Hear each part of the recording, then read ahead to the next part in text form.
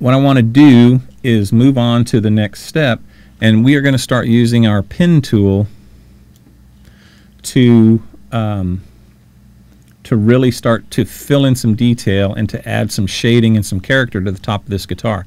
Now I have another image here that it's already in our completed guitar. I'm going to open this back up and show you. I used this, I believe it's a Paul Reed Smith, and right now it's got some layers above it, so it's displaying a little funny. Let me drag that to the top. I use this to kind of look and see how photographers get the reflection in their guitars. And I'm familiar with how they do that, but it's nice to find a reference photo that's, you know, similar to what you're trying to accomplish. Find the look that you're trying to get at and just kind of study it and take a look, you know, a good look at what it is they're pulling off. The body on our guitar is shaped significantly differently from this. I mean, it's similar, but it's pretty. There's a pretty good difference. If I were to, I think I've got this lined up. If I were to transpose this on top, you can see that the bouts of the guitar, I mean the big, larger bout of the guitar lines up pretty well. You can see the detail that I've changed in the body of mine. It doesn't quite fit on the top because I've got a little fatter profile. And the horns of my guitar, if I bring this down a little more, the horns on my guitar are wider, considerably wider, and fatter than the Paul Reed Smith. And that's fine. It's not a big deal. I mean, it is what it is. But so it's similar, but not identical by any means. So I want to study this photograph and really see what it is we want to accomplish. And it looks to me, the way they photographed this, they had a large white reflector, probably some, you know, on an expensive photo shoot, some huge soft boxes with diffused light that they set just in such a way to get a reflection on the surface, but you're not seeing an actual light source. You're seeing reflected light from either a softbox or a large reflector, perhaps some huge sheets of white foam core with light bounced off of them. So they in effect become the light source, but they're reflected in the guitar top, and you don't see the actual light source itself, which would be a hot spot and pretty unattractive. Okay, so now what we do is we want to recreate this look on our guitar. And I know you look at it now and it doesn't look very hopeful, but trust me, it's very doable.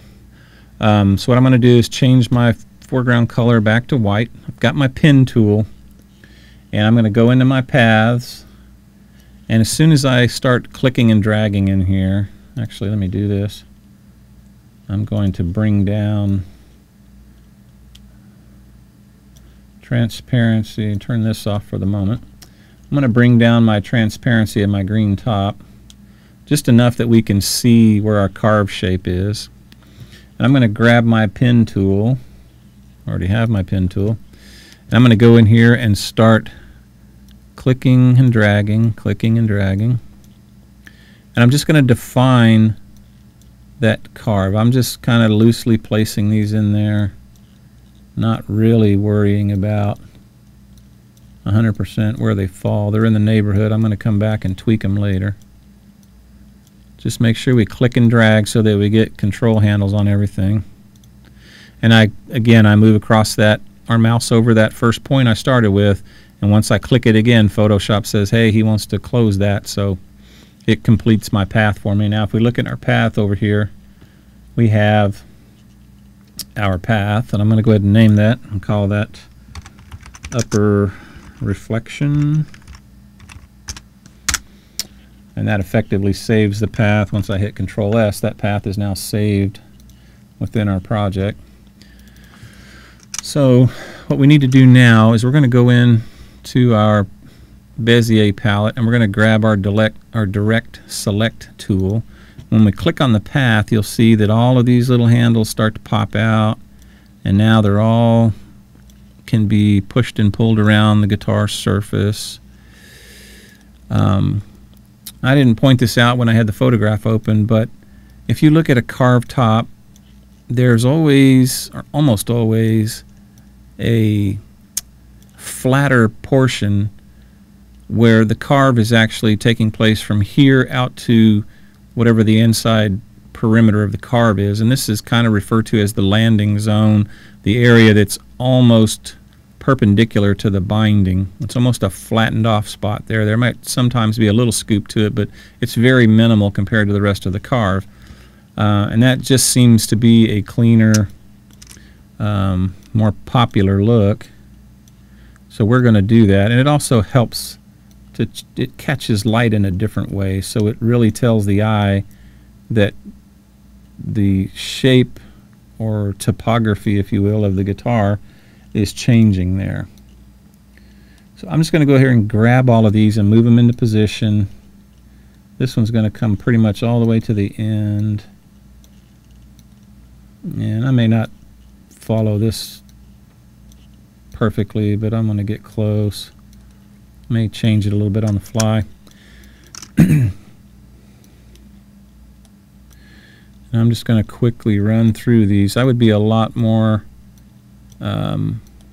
careful with these if I were doing this for a project. And I'm guessing I don't have to impress you guys so much as inform you. So I'm just going to kind of lay these out, keep this tutorial moving along here.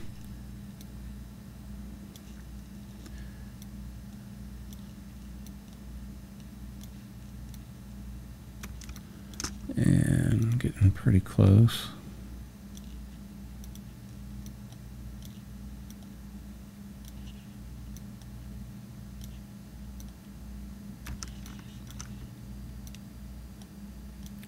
Now something you can do as you're working on this stage is if you take your direct select tool and just click off of the path, it deselects it. It leaves it highlighted, but it deselects it so you can look for areas like, see right here we've gotten just a little bit close. Go back and click on that path and I can come in and tweak that, and again click off of it to check your distance. And I want things to get a little closer to the edge as we transition up here. So that's fine that it's doing that. And this is almost going to be right to the edge. Alright, so that's cool. I'm going to turn this back off. Turn our gray back on. Going to bring this back up to 100%. And zoom out. So now we have this kind of a odd shape here. And I'm not really thrilled with how it looks up here, so I'm going to bring this down just a little bit more so it flows a little better.